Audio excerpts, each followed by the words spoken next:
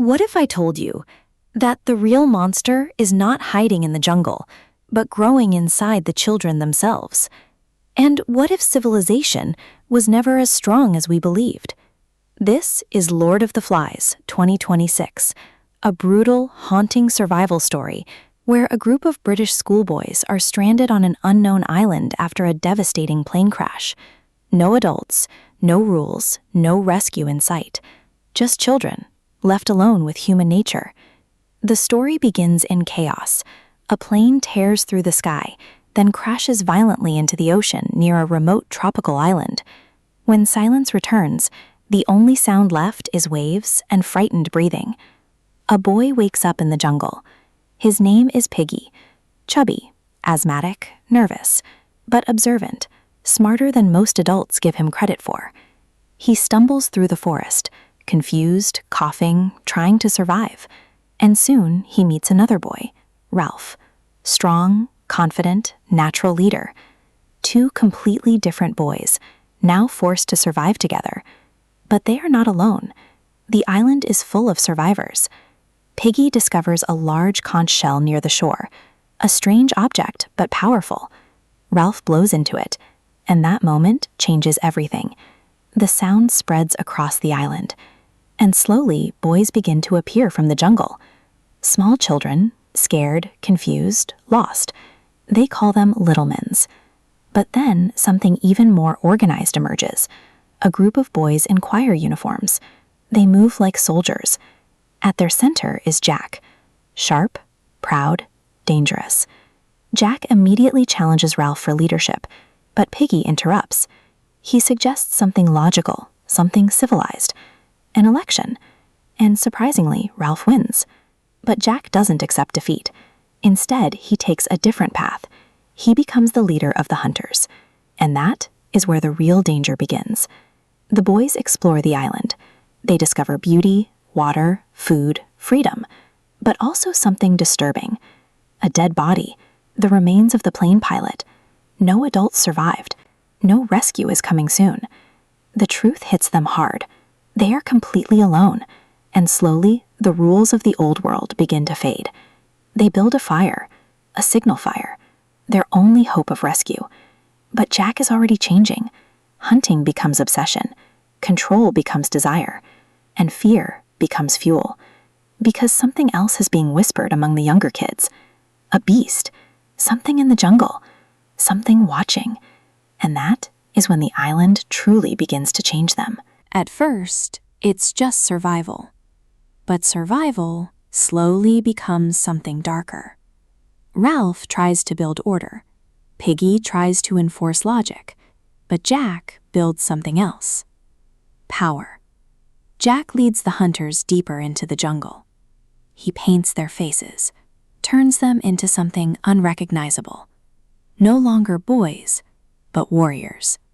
And the more they hunt, the more they change. They begin to enjoy it, the thrill, the chase, the control. Meanwhile, Ralph struggles. The signal fire is neglected, rules are ignored, and slowly leadership begins to crack. But the real fear is still growing. The beast. A presence the younger children believe lives in the forest. And fear spreads faster than logic. Even Ralph begins to question reality. Even Piggy feels it. Something is wrong. Something is watching them. One night, everything escalates. The hunters chase a wild pig for the first time. And Jack hesitates. Just for a second. But that second cost him everything internally. Because when he finally kills, he changes forever. Blood on his hands. And something in his eyes awakens. Power feels real now. And Jack likes it. Back at the beach, chaos grows. The signal fire goes out. A ship passes in the distance, but no one notices in time. Their only chance of rescue, gone. And Piggy explodes. He confronts Jack, but Jack responds with violence. He knocks Piggy down, and something inside the group breaks permanently. The island is no longer a society. It is becoming a battlefield. And Jack says something terrifying. They don't need rules. They need strength. And now he is ready to take everything. Now the island is split in two, Ralph's group and Jack's tribe, order versus chaos. But something else is happening too. Simon, quiet, sensitive, observant, he begins to see what others cannot, and slowly he discovers the truth. The beast is not real, at least not in the way they think. During a terrifying moment in the jungle, Simon stumbles upon something horrifying, a dead paratrootus tangled in the trees, moving in the wind. To him, it looks alive, like a monster, but it isn't. It's just a corpse, a mistake, a misunderstanding, but the fear has already taken root. Simon tries to return and tell the others, but what happens next changes everything. A storm, a ritual, a frenzied tribal dance. The boys are no longer thinking. They are reacting, shouting, hunting, screaming, "Kill the beast, spill its blood."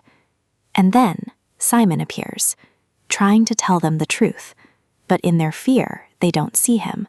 They see the beast. And in a moment of collective madness, they attack, and Simon is killed. The truth destroyed.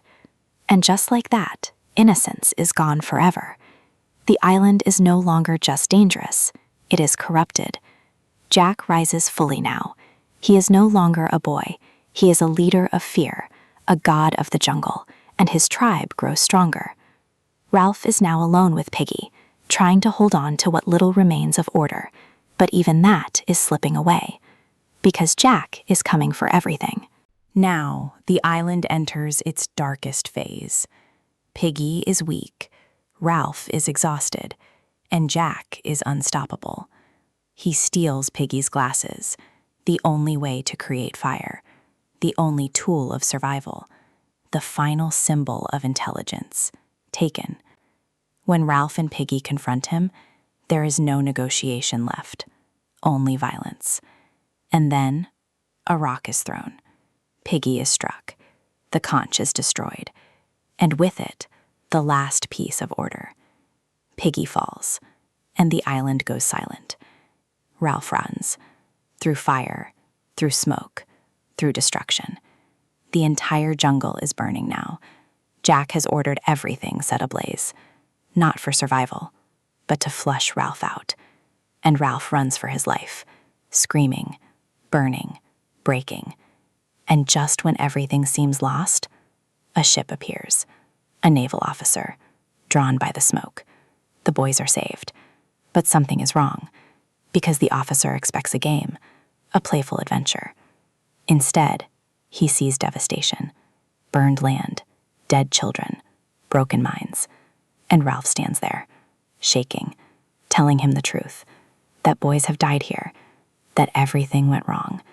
The officer is shocked, silent, unprepared for what he sees, and slowly the reality settles in.